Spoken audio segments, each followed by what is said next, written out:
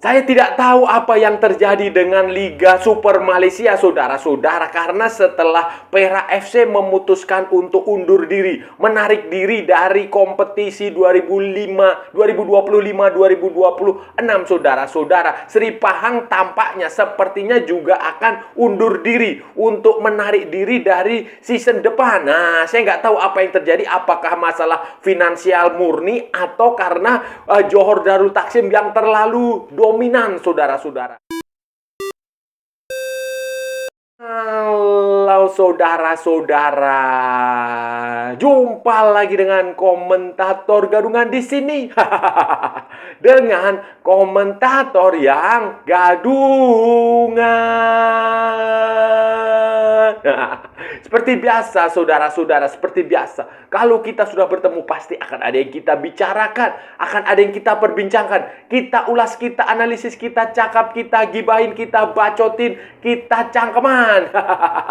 Tentang sepak bola di seputaran Asia Tenggara, di negara-negara tetangga, negara-negara sahabat, negara-negara jiran, negara-negara serumpun, Indonesia, Malaysia, Thailand, Vietnam, Laos, Myanmar, Kamboja, Filipina, Singapura, Timor Leste, Australia, Wakanda, Konoha, negara api, negara angin, negara air, negara dongeng, dan sekitarnya. Semua akan kita bicarakan secara fair, secara jujur, secara adil, tanpa muatan politik, tanpa kebencian, tanpa provokasi, hanya berdasarkan fakta dan bukan klaim semata, saudara-saudara. Tidak ada hoax, tidak ada hoax, tidak ada hoax.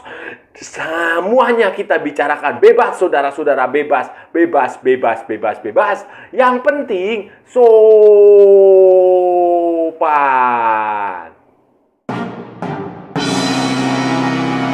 Jadi begini, saudara-saudara, jadi begini, saudara-saudara. Kompetisi di negara tetangga kita, Liga Malaysia, Liga Super Malaysia itu kompetisi semuanya ya, bukan hanya Liga Super Malaysia, itu semuanya sudah berakhir, saudara-saudara. Sudah berakhir minggu kemarin dan hasilnya ya seperti yang sudah diprediksi sejak awal musim. Tidak ada banyak perubahan, tidak ada. Johor Darul Takzim tetap dominan, tetap berjaya, tetap menguasai Liga Super Malaysia dengan 70 poin dari 24 pertandingan. 24 pertandingan atau berapa ya? Pokoknya dia menang terus lah, saudara-saudara. Hanya imbang sekali. Johor Darul Takzim juga menjuarai Piala FA setelah mengalahkan Selangor. Kemudian juara Piala Malaysia setelah mengalahkan Sri Pahang. Sebelumnya mereka juga juara Piala Sumbangsih, semacam Community Shield, semacam Charity Shield, semacam Super Copa, kayak begitu. Jadi semuanya disapu bersih oleh Johor Darul Takzim, dan ini menjadi gelar ke-11 Johor Darul Takzim di Liga Super Malaysia secara berturut-turut, atau treble atau quadruple ya. Ya pokoknya semuanya 11 musim dari 2014, 2015, 2016, 2017, 2018, 2019, 2020, 2021, 2022, 2023, dan sekarang 2024, 2025. Dominasi Johor yang terlalu dominan ini, saudara-saudara, ternyata mulai berdampak pada persaingan di Liga Super Malaysia. Kenapa? Karena khususnya masalah finansial.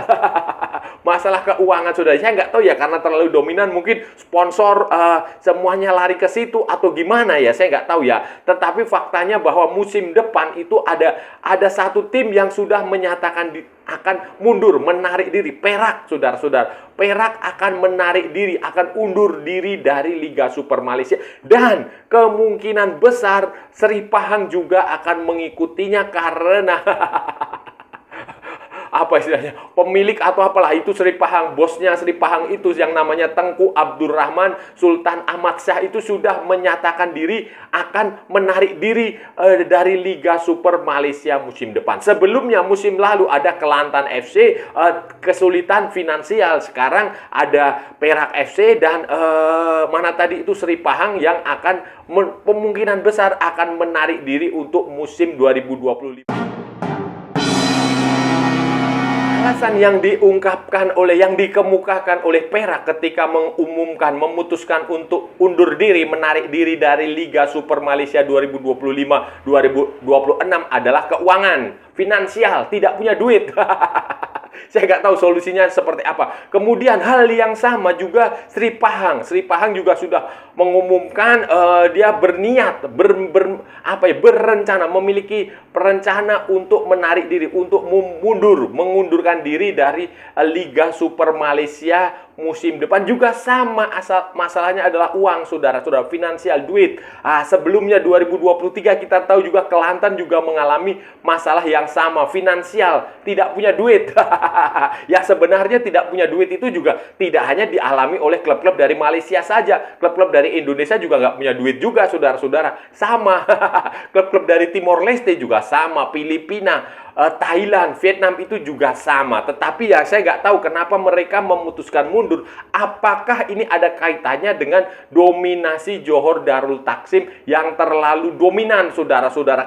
Karena bayangin dengan 11 season mereka juara berturut-turut, kemudian tidak pernah kalah di Liga Super Malaysia. Mereka menjuarai semua turnamen yang ada di Malaysia, Piala FA, Piala FA Malaysia, Piala Malaysia, Piala Sumbangsi, semua mereka menangkan. Nah, ini kan tentu saja dominasinya tidak bagus lah, saudara-saudara. Kalau tim yang terlalu mendomin liga dengan satu tim yang dominan di situ, yang disebut biasanya itu dikenal dengan sebutan adalah Liga Petani. Nah, kayak di Paris Saint-Germain di Prancis, kemudian kayak di Bayern Munchen di Jerman itu disebut Liga Petani karena ada satu tim yang terlalu dominan. Jadi Liga Petani itu bukan untuk menghina, tetapi itu adalah faktanya, Farmer League. Istilahnya itu seperti itu karena ada satu tim yang terlalu dominan. Satu tim yang terlalu dominan maka disebut sebagai Farmer League. Itu saudara-saudara. Itu yang terjadi seperti itu sehingga ya yang saudara-saudara lihat seperti yang saudara-saudara lihat, dominasi tidak terlalu bagus sehingga ya wajar kalau mungkin secara finansial sponsor itu pasti pasti akan tersedot semua ke klub yang terlalu dominan. Nggak tahu bagaimana sumber keuangan Johor Darul Takzim itu dari mana. Apakah dia secara komersial dia sudah bisa memutar mendapatkan profit dari dari klub dia, atau itu masih murni uang dana yang didapatkan dari sang pemilik. Itu ada dua kemungkinan. Jadi di klub itu, saudara-saudara, klub sepak bola itu ada duit yang dia berdasarkan perputaran. Jadi bisnis dia di klub itu dia menguntungkan. Misalnya jualan merchandise, jersey, kemudian tiket, siaran televisi, kemudian hadiah-hadiah sponsor, hadiah-hadiah kompetisi ketika dia menang. Itu yang didapatkan dari bisnis perputaran klub. Saya nggak tahu apakah di Malaysia itu bisnis seperti itu menguntungkan atau tidak, bisa menutupi pemasukan atau tidak. Yang kedua adalah pengeluaran klub didanai langsung oleh pemilik, ownernya. Ownernya karena dia orang kaya, punya banyak duit, punya bisnis yang besar, sehingga dia mendanai klub itu, tidak peduli apakah klub itu rugi, untung atau rugi, dia akan terus mengucurkan duit untuk itu. Nah, di Eropa ada peraturan yang disebut sebagai financial fair play. Itu di Eropa. Jadi klub itu tidak boleh, jadi pemilik klub, owner itu hanya boleh memberikan uang dengan batasan-batasan tertentu. Tidak boleh semua duit itu berasal dari pemilik klub. Klub itu harus mencari duit sendiri dari bisnis itu. Makanya ada yang disebut sebagai financial fair play, itu keseimbangan. Jadi berapa yang dia dapat dari klub itu, dari bisnis itu, dia hanya boleh mengeluarkan yang dia dapatkan dari bisnis itu, saudara-saudara. Dengan tambahan ownernya sedikit mengeluarkan duit itu. Nah, di Asia itu tampaknya bisnis sepak bola itu belum terlalu berhasil menjadi industri seperti di Eropa. Belum bisa. Jadi saya menduga ada kemungkinan sebagian besar pengeluaran itu berasal dari pemilik klub. Dan itu pula yang tampaknya membuat Perak mengaku tidak punya keuangan lagi. Begitu pula Kelantan musim 2023 yang rugi. Tidak punya duit lagi dari ownernya. Begitu pula Sri Pahang, mungkin mereka sudah kehabisan duit. Sementara Johor Darul Takzim itu ya mungkin saja mereka belum kehabisan duit. Masih ada duit. Ya nggak tahu sampai kapan, saudara. Tetapi itu seperti itu pendanaan klub-klub sepak bola pada penyalahgunaan oleh owner itu tidak hanya terjadi di Malaysia, di Indonesia, di Singapura, di Thailand, di Vietnam, itu juga berlaku hal yang sama. Itu kebanyakan klub sepak bola. Ini saya yakin sekali belum bisa bisnis 100% murni bisnis seperti yang ada di Eropa. Kalau Eropa saya yakin itu mereka sudah bisa bisnis 100%. Real Madrid jualan kaos saja sudah bisa menutupi pengeluaran dia. Barcelona, Manchester United, Chelsea, dan lain-lain. Nah, ownernya itu hanya memberikan tambahan sedikit-sedikit. Dulu Manchester City mengandalkan owner. Sekarang mereka sudah bisa bisnisnya dia. Karena sudah ada itu tadi financial fair play. Regulasi peraturan keuangan dari UEFA maupun dari Inggris, dari FA. Nah, di Asia itu belum bisa. Asia Tenggara khususnya. Termasuk juga di Arab Saudi. Saya yakin di Arab Saudi itu juga mereka belum bisa memutar bisnis. Uang-uang yang mereka miliki klub kayak Al-Nassr, Al-Ahli, Al-Ittihad, apalagi lah itu, saya yakin itu semuanya berasal dari pemilik-pemiliknya yang memang orang-orang kaya, sultan-sultan di Arab sana. Nah, itu secara bisnis akan susah walaupun ada Cristiano Ronaldo di situ, tetapi gaji dia yang besar sekali itu pasti ditanggung oleh pemilik. Nah, di Asia itu belum bisa seperti itu karena itu butuh ekosistem, butuh waktu, saudara-saudara. Kesejahteraan, tingkat penghasilan sebuah negara itu juga berpengaruh. Kemudian kegemaran orang terhadap sepak bola itu juga berpengaruh karena di Asia walaupun sepak bola menjadi olahraga yang digemari, tapi jumlahnya tidak sebanyak di Eropa yang sudah menjadi, dan Eropa industrinya sudah sangat lama, sementara Asia Tenggara, Asia itu baru memulai. Jadi ya tentu saja ini butuh waktu yang tidak lama, saudara. Tidak sedikit, dan tentu saja juga butuh kerja. Satu solusi yang bisa diambil dan yang bisa dipikirkanlah, dipertimbangkan untuk direalisasikan adalah menggelar Liga Super ASEAN. Nah, jadi kompetisi bukan lagi Shopee Cup seperti sekarang ini, ASEAN Club Championship tapi Liga Super ASEAN. Jadi misalnya klub-klub dari Asia Tenggara ini yang besar-besar itu, yang punya duit besar, misalnya Johor Darul Taksim di Malaysia, Lion City Sailor di Singapura, kemudian siapa lagi, Buriram, Bangkok United, kemudian Indonesia misalnya Persija, Persib, Persebaya yang besar-besar itu berkumpul bikin liga yang berisi misalnya 18 tim atau 16 tim. Mereka bikin liga penuh seperti liga pada umumnya, berkompetisi di situ. Nah, itu bisa menjadi solusi. Nanti tergantung izin ke FIFA, izin ke AFC.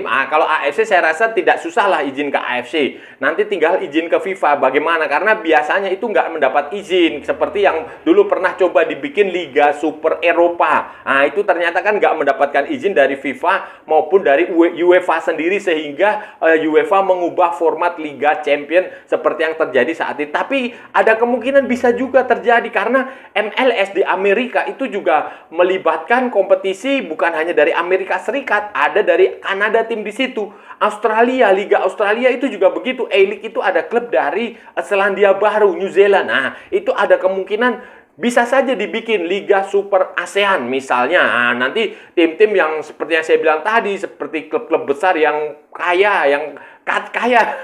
yang punya duit, yang dominan itu bisa bermain di situ supaya gap dia dengan tim-tim di liga negara masing-masing itu tidak terlalu jauh, supaya ya secara finansial itu mereka akan mendapatkan pemasukan yang bagus, kemudian secara kompetitif, kualitas kompetisinya itu tidak terlalu jauh. Kalau juara 11 musim berturut-turut itu kan juga menurut saya ya gimana ya.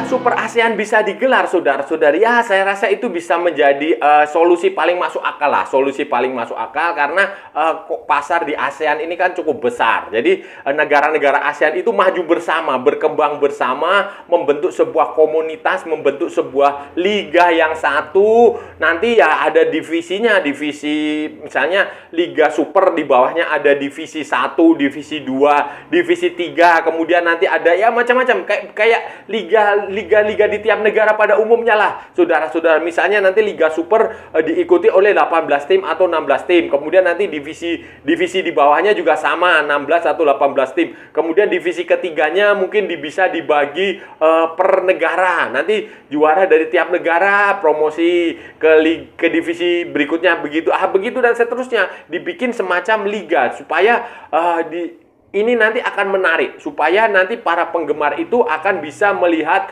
kompetisi yang sesungguhnya di level Asia Tenggara. Nanti ya mungkin juaranya akan tampil di Liga Champion Asia Elite, Liga Champion Asia 2, kayak begitu juga nggak. Mas, yang penting adalah lobby, izin ke AFC-nya seperti apa, izin ke FIFA-nya seperti apa, ada reason, alasan yang cukup masuk akal bagi AFC, bagi FIFA untuk memberikan persetujuan kepada dibentuknya Liga Super ASEAN seperti ini. Karena daripada membentuk liga masing-masing yang kualitasnya terlalu jomplang, kan ya sayang, saudara-saudara.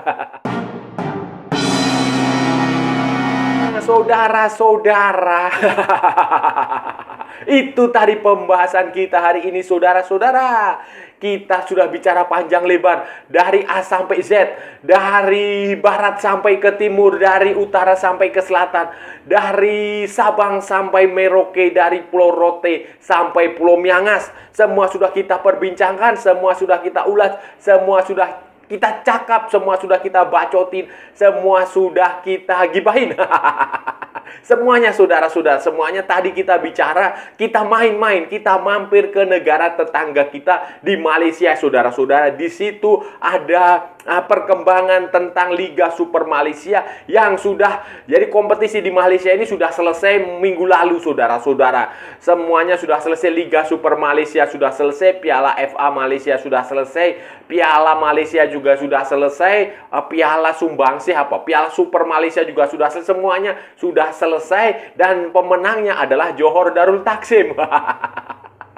Johor Darul Taksim lagi 11 musim secara beruntun, 11 season secara beruntun Johor Darul Taksim menjadi juara Liga Super Malaysia. Dan ini ada lagi berita bahwa Perak FC, Perak menyatakan mundur, menarik diri, mengundurkan diri dari kompetisi musim depan. Alasannya adalah finansial, saudara-saudara. Keuangan, mereka tidak punya duit untuk melanjutkan kompetisi karena ya terus merugi. Kemudian langkah Perak ini sepertinya juga akan diikuti oleh Sri Pahang. Sri Pahang sudah pemiliknya, bosnya, petingginya Sri Pahang ini sudah mengatakan ada peluang untuk menarik diri Tengku Abdul Rahman Sultan Ahmad Shah.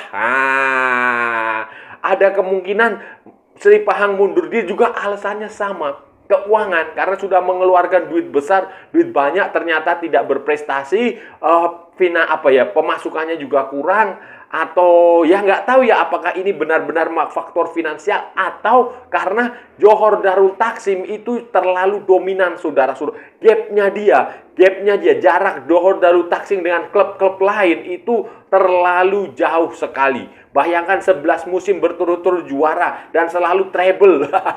Musim ini juga treble, quadruple malah, saudara-saudara. Bayangin, jadi ini gapnya terlalu besar, ya nggak tahu ya, mungkin sponsor semua tertarik masuk ke Johor Darul Taksim, sementara klub-klub lain nggak kebagian, sehingga ya kesulitan keuangan, kesulitan finansial, dan ya selisihnya terlalu jauh lah, tidak terlalu bagus lah. Tidak terlalu, Johor Darul Taksim bagus secara kualitas, tetapi jarak kualitas dengan tim-tim lain juga jauh sekali. Mereka musim ini nggak terkalahkan, musim lalu juga nggak terkalahkan kalau nggak salah. Hanya imbang 1 kali, saudara-saudara. Dan ini menjadi masalah besar bagi Liga Super Malaysia. Walaupun Liga Indonesia juga tidak terlalu bagus.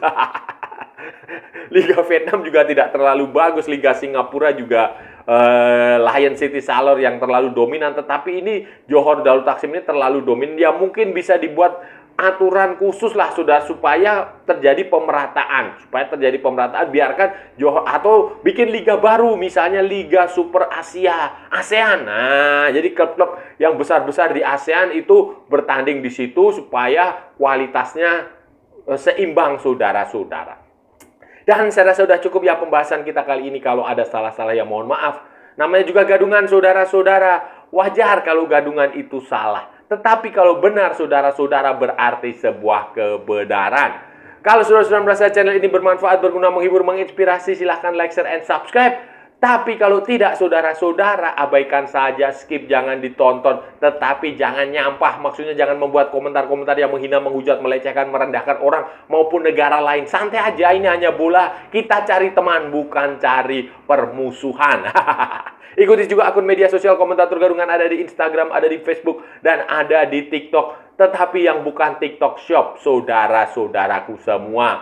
Oke, sampai bertemu lagi di edisi berikutnya dengan tema-tema yang jauh lebih tidak bermanfaat, dengan tema-tema yang jauh lebih tidak berguna, dengan tema-tema yang jauh lebih membagongkan. Salam olahraga dan merdeka!